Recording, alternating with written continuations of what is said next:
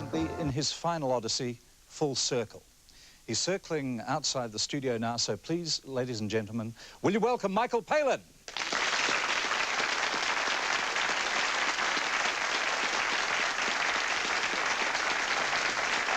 Thank you. Good to see you. That's yours. That's mine. How nice. Thank you. Thank you. Most television travellers, the Alan Wickers, the Clive Jameses, never stray too far from a soft bed and a decent glass of Chardonnay. But as I watched episode 1 of Full Circle and I saw that Boer War vintage helicopter trying to lift off, lurching down the runway like a pregnant turkey. You knew it wasn't Alan Wicker in there. I knew it was. I suspected it might be Clive James. Yeah. But I thought to myself, this could really be dangerous.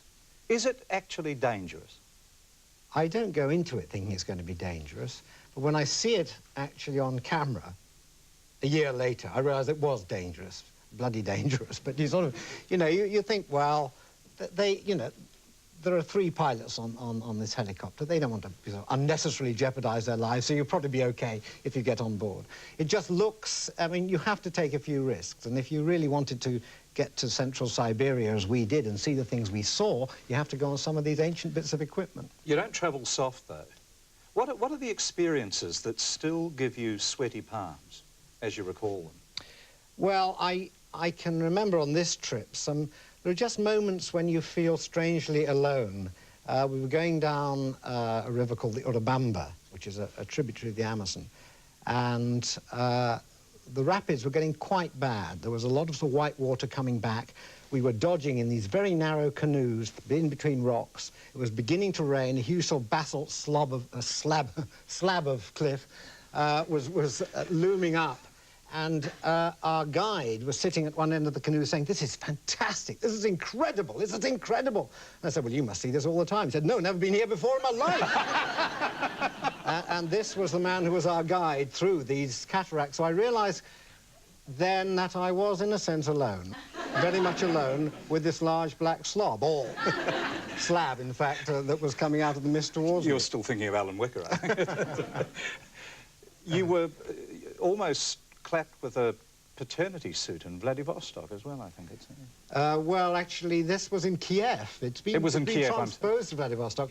I was filming in Kiev and got back after quite a hard day's filming into the hotel, and with my Russian friends and minders, and as we walked across, a large Russian lady leapt up from a chair, pointed at me and charged towards me with, I think it was an axe. It might just have been a rather nice sort of knife of some kind used for slicing trout or something. Anyway, it was an offensive weapon. She charged towards me and had to be restrained and led back. And so I asked afterwards, what was this? She hasn't even seen my programme. And they said, anyway, it turned out what had happened was that several months ago, her daughter had been impregnated by a businessman from England called Michael.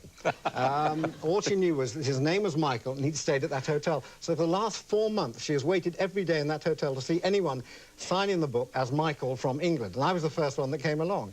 Honestly, Squire, I mean, that's my story. Oh, you know, no, I'll tell you. God's my witness, so that was true. Nearly a shotgun wedding in yes, Kiev. It was nearly an axe-in-the-head wedding. Yeah. Your wife an understanding woman, is she? My wife is very understanding. She's so understanding, I worry. I do worry she's too understanding. She lets me go on these enormous journeys and just says, "Bye." The door shuts rather quickly. But all my family are very understanding. In fact, my eldest son, it took a week before he realised I'd left for Full Circle. I wandered into the kitchen one day. "Where's Dad?" "Oh, he's gone round the Pacific Rim, dear." "Oh, all right." "When's he coming back?" "Oh, about 10 months." "I need some money." It's not ripping yarns. It's not Captain Scott pressing on. How do you feel about the Captain and Trepids? Well, they were my heroes when I was young, really. I mean, the great travellers.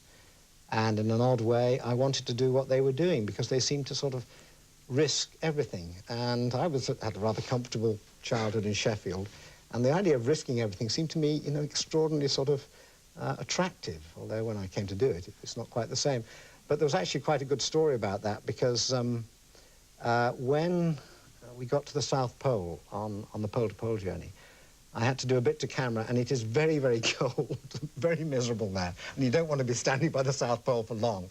So I'd rehearsed this bit, and I was going to say everything I felt about the great explorers in the past. And so I stood there, and I did this piece about 1 minute, 30 seconds to camera, and I thought, that is absolutely brilliant. God, I was pleased with myself.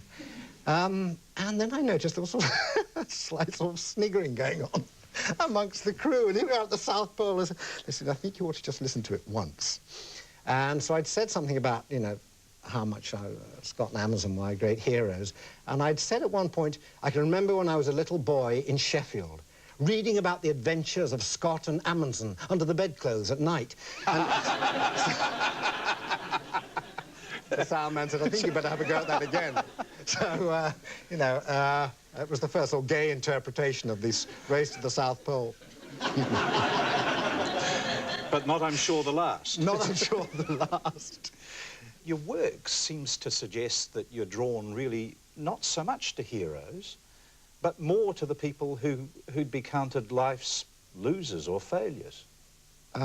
Yes, I mean, that's interesting. I think as an actor, I enjoy playing, if you like, the shopkeepers rather than the shoppers, as I do in Python most of the time, because I think they're the people who actually run the world. I think this idea of there being a certain group of very powerful people who run the world is okay up to a point, but actually, generally in life, it's usually the people who always ask the wrong question, always are there in the wrong place at the wrong time, who remind you that, you know, the world is for everyone. It's not just for a few sort of top people who are going to run it their way. In a sense, it's a sort of nice subversive role to play. And yes, I have been drawn to those kind of characters. And also, they generally get the good laughs, whereas the heroes, and I've played heroes in my time, they have to be very serious and rather stiff upper lip, while everyone around them goes around making wonderful jokes. And so I'd rather be in the thick of it, you know, not playing necessarily the anti-hero, but certainly the sort of sub-hero.